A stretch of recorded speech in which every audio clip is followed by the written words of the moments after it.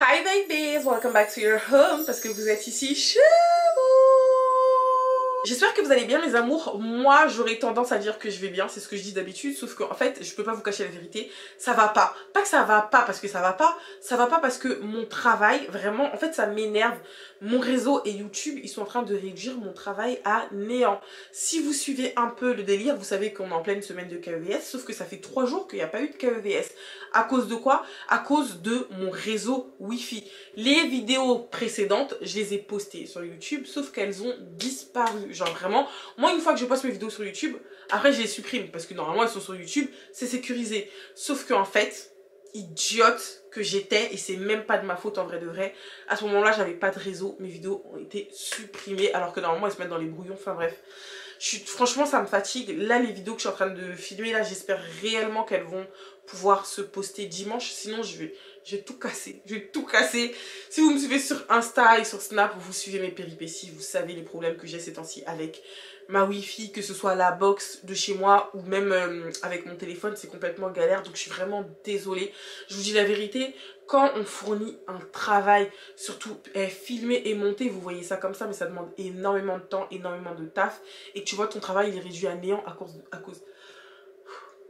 cause de problèmes de réseau. Je vous dis la vérité, ça fait tellement mal au cœur, mais je vais pas baisser les bras en fait. Je vais tout faire pour vous sortir 2 vidéos dimanche et une vidéo dimanche prochain, parce que si vous me suivez encore une fois sur Insta et Snap, vous savez que la semaine prochaine je pars en voyage et je vlog, voilà, donc je me vois pas filmer des KEVS alors que je vlog en fait.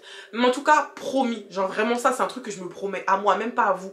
La prochaine semaine de KEVS, je vais la filmer en avance. Il y a des vidéos que je filme en avance hein, et c'est pour ça qu'elles arrivent à se mettre en mode fluide. Mais il y en a, je les filme le jour J et ça fait que c'est une galère totale. Mais en tout cas, je me laisserai plus jamais avoir par YouTube. Ça, c'est vraiment mort. Je pense que j'ai trop parlé durant cette intro là. Si je continue à parler, je vais me plaindre. La vidéo va faire 50 minutes. Donc, on va se taire. Avant de commencer l'histoire d'aujourd'hui, n'oubliez pas de vous abonner, liker, partager, commenter, vous savez déjà. Et n'oubliez pas de voter pour moi pour la cérémonie des roses. Si vous savez, j'ai été nominée dans la catégorie créatrice de contenu vidéo. Donc, je vous en prie, allez voter pour moi. Allez voter pour moi. Anyways. C'est bon, j'arrête. On passe à l'histoire d'aujourd'hui. Alors la KEVS d'aujourd'hui, c'est l'histoire de Nouria. Elle a 22 ans. Faut savoir qu'elle a 22 ans actuellement, mais l'histoire a réellement commencé quand elle avait 13 ans. On va faire un gros bond en arrière et je vais vous expliquer tout ça. Mais écoutez bien, parce que c'est vraiment une dinguerie. Genre quand on vous dit que le monde il est petit, le monde il est très petit, mais il est petit pour tout le monde. Tout a commencé dans sa ville de naissance, donc faut savoir que elle est de Rouen de base. Elle habitait avec sa mère et ses sœurs parce que faut savoir que ses parents sont divorcés. Au total elle a 4 sœurs, donc plus elle ça fait 5, et faut savoir que la cohésion ça se passe plutôt pas mal. Quand t'habites avec que des filles, normalement ça se passe mal, genre vraiment ça se passe mal, il y en a une qui vole les habits de l'autre, non. Là vraiment cohésion au top, elles étaient toutes complices. Pendant ses vacances d'été, elle avait l'habitude de ne pas bouger, même quand ses parents étaient ensemble. Ils partaient pas réellement en vacances et elle et sa petite sœur, elles voulaient absolument aller en colo. Genre vraiment, la colo c'était son goal. Ceux qui savent pas ça veut dire quoi goal, ça veut dire c'était son but. Genre elle voulait grave. En fait c'était son rêve d'aller en colonie et franchement sur ce point là, petite parenthèse, je la rejoins. Je suis déjà allée en colo avec ma petite sœur, on est parti en Ardèche et je vous dis la vérité, je sais pas j'avais quel âge, genre j'avais 13-14 ans, pareil qu'elle, et je garde encore des souvenirs de cette colonie. Genre vraiment c'était incroyable. Donc elle et sa sœur elles voulaient à tout prix aller en vacances en colonie, sauf que sa mère elle voulait pas, genre pour elle c'était pas safe, je vais pas laisser partir mes 2 filles là-bas en fait. Et je peux comprendre que ce soit compliqué pour des parents de laisser leur enfant partir en vacances comme ça, sachant qu'en plus en colonie la plupart du temps on n'a pas vraiment le droit au téléphone, donc je peux comprendre. Mais elle et sa sœur elles insistaient à fond, et vous voyez quand vous insistez à fond et que votre comportement il est carré, genre quand vous voulez demander quelque chose à vos parents et que vous vous comportez bien, droit, vous faites tout dans la maison, toutes les tâches ménagères, vous passez le balai alors qu'on vous a rien demandé là, et ben c'est exactement ce qu'elle faisait à sa sœur, et ça faisait une petite sorte de pression sur leur maman. Donc au final leur mère elle a fini par accepter, elles ont fait toutes les démarches et avec sa sœur elles sont parties en colonie. Approchez-vous parce que c'est maintenant que ça commence. Arrivé en colo, franchement ça se passait super bien. Il n'y avait pas que des gens de sa ville, parce que vous savez pour les colonies, moi personnellement la colo où je suis allée, il y avait des gens de ma ville mais il y avait aussi des gens d'autres villes. Donc pour ma part il y avait des gens de Paris, il y avait des gens de Belgique, enfin bref on était vraiment mélangés de fous. C'était vraiment un grand complexe. Et elle c'était pareil, il n'y avait pas que des gens de sa ville, il y avait des gens d'autres villes et tout. Et là-bas bah, elle avait sa petite vie, elle a rencontré des amis, elle s'est fait de nouveaux potes. Sa petite soeur aussi de son côté elle faisait sa life. Mais elle est tombée sur un mec, enfin je dis un mec, c'était des petits à cette époque-là. Pour moi 13 ans c'est petit, personnellement j'ai une petite soeur de 13 ans, pour moi 13 ans c'était encore un bébé en fait. Et elle a rencontré un mec de 13 ans là-bas, donc un mec de son âge et tout. Sauf que vous voyez c'est le genre de mec, excusez-moi le terme, mais le genre de petit con là, qui veut faire rigoler tout le monde, qui fait des trucs super bêtes, et ben c'était lui. Mais il était archi insupportable, le mec était relou.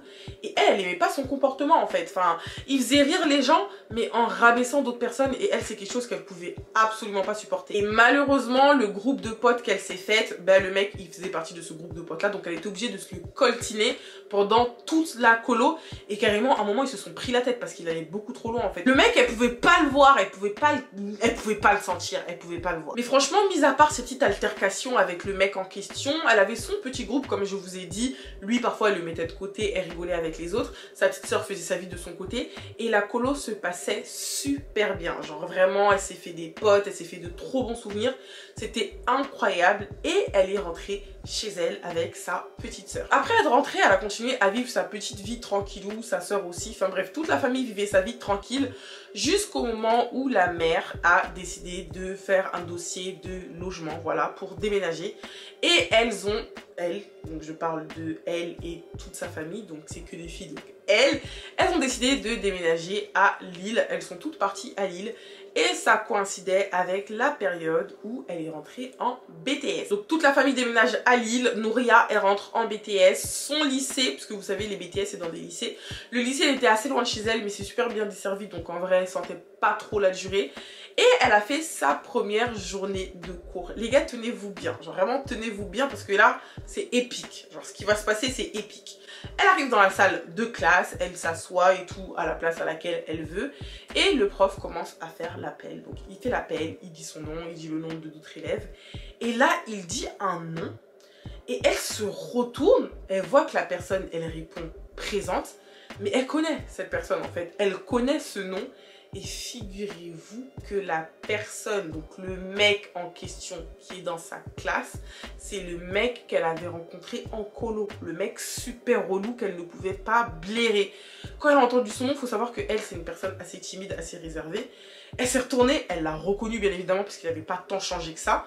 Il a regardé également parce que lui aussi il a entendu son nom pendant l'appel, mais ils pouvaient pas se parler parce qu'ils n'étaient pas assis au même endroit. Elle se voyait pas non plus aller vers lui, donc elle a attendu que le cours passe.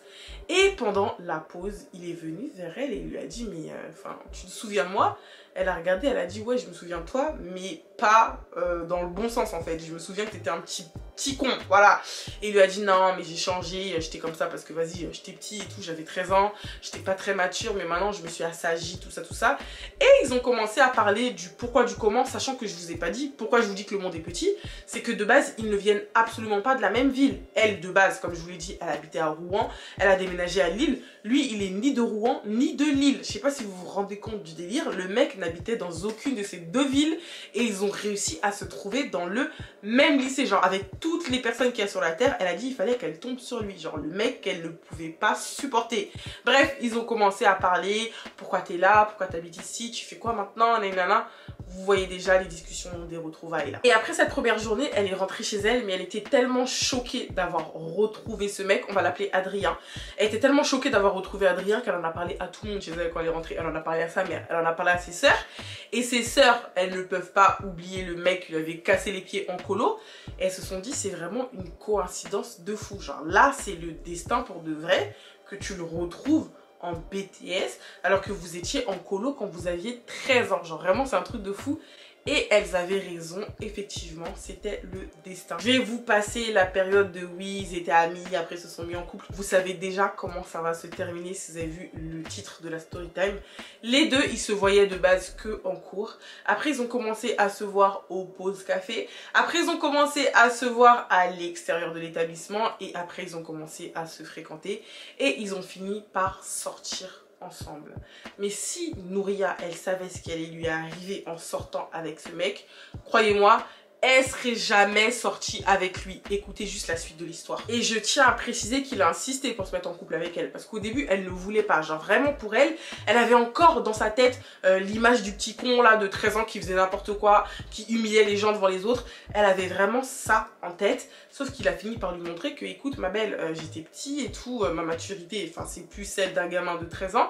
J'ai changé et c'est grâce à ça qu'elle s'est laissée amadouer. Donc la relation, elle se passait vraiment bien. Je vais pas dire au début parce que durant tout le long la relation se passait super bien. Sauf que Nouria, elle avait un petit pressentiment. Genre le mec déjà, Adrien, il traînait tout le temps avec ses potes. Genre vraiment H24, il était avec ses potes. Et elle s'est dit mais c'est bon, on a plus 14 ans, au bout d'un moment ça y est, toi et moi on est ensemble, faut qu'on passe du temps ensemble. Enfin c'est pas possible que tu sois H24 avec tes potes.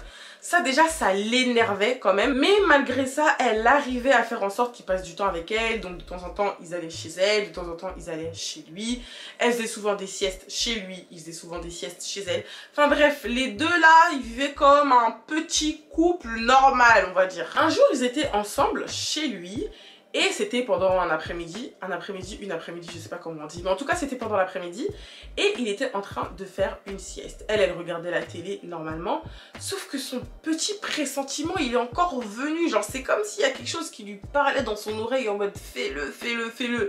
Mais elle savait pas faire quoi en fait. Bref, il y avait le téléphone d'Adrien à côté, donc elle s'est dit, bah peut-être qu'il faudrait que je fouille dans son téléphone. Les filles, je vous ai déjà dit, on ne fouille pas, mais là vous allez comprendre. Franchement, écoutez juste la suite.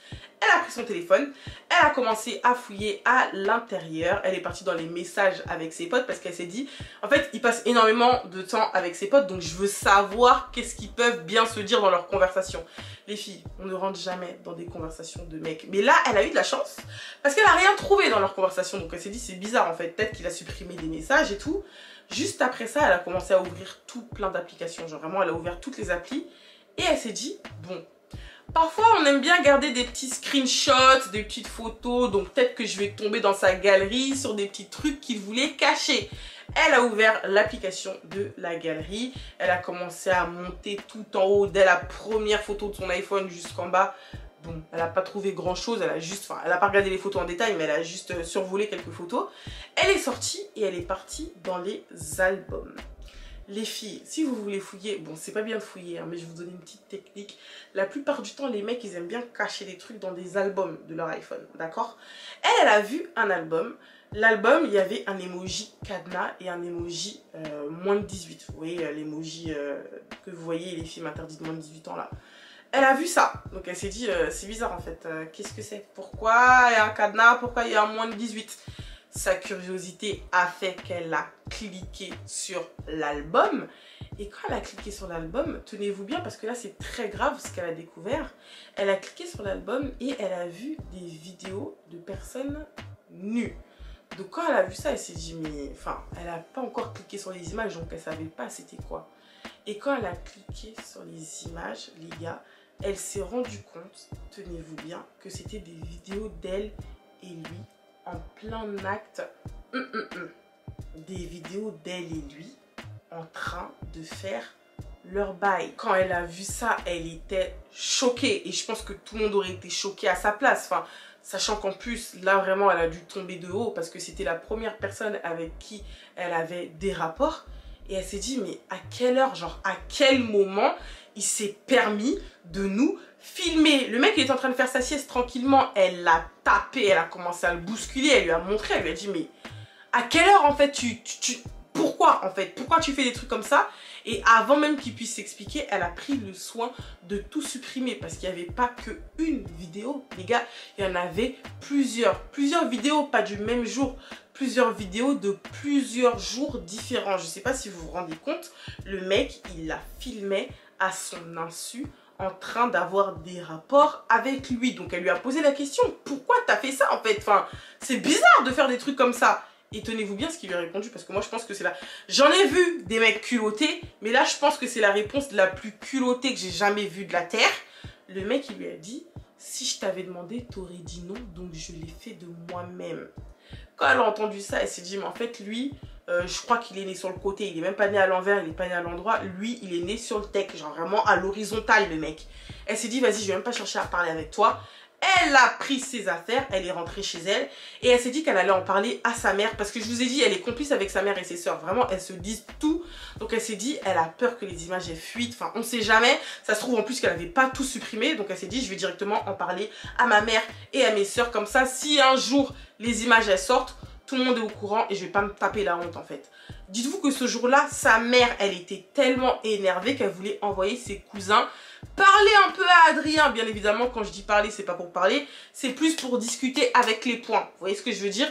Sauf qu'en fait, Nouria, elle a dit non maman, ça sert à rien, j'ai pas envie de débruiter le truc. Déjà, c'est la honte, le mec il m'a filmé pendant que j'étais à poil, j'ai pas non plus envie que tous mes cousins soient au courant en fait. Donc elle a dit à sa mère, non, laisse tomber. Et à partir de ce jour-là, elle et Adrien ne se sont plus adressés la parole. Donc voilà comment se termine la KEVS de Nouria. Vous pouvez voir que par rapport au storytime de d'habitude, elle demande pas forcément de conseils ou d'avis, mais elle a plus un message à faire passer.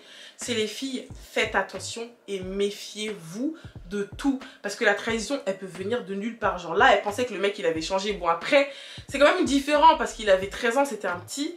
Mais on peut se dire que petit, pas petit, parfois la nature de quelqu'un, c'est la nature de quelqu'un. Si c'est une personne qui avait l'habitude d'humilier les gens, même si d'après ce qu'il lui a dit, il n'avait pas pour intention de se servir de ces vidéos-là, mais pourquoi tu les as faites en fait? C'est déjà très bizarre. Mais en tout cas, son message de elle à vous, c'est faites attention, la trahison peut venir de nulle part. Mais surtout, écoutez votre instinct. Parce qu'il y a vraiment quelque chose qui lui disait... fouille en fait, fouille.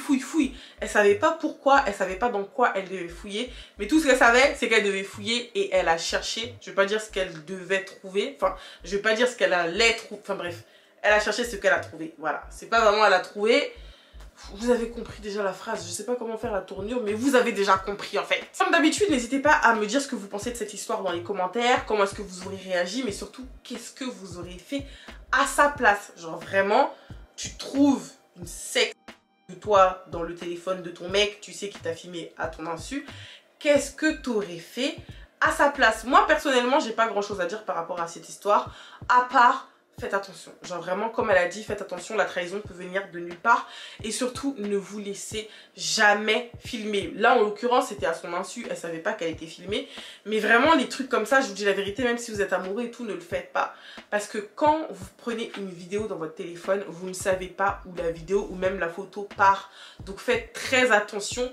Vraiment tout ce qui est gadget, électronique, internet, méfiez-vous énormément parce que à partir du moment où vous prenez la photo, vous n'avez plus aucun contrôle sur cette image, sur cette vidéo. Donc méfiez-vous de ce genre de choses. Voilà, c'est tout pour la première KEVS d'aujourd'hui. J'espère que cette vidéo vous aura plu. N'oubliez pas de vous abonner, liker, partager et commenter.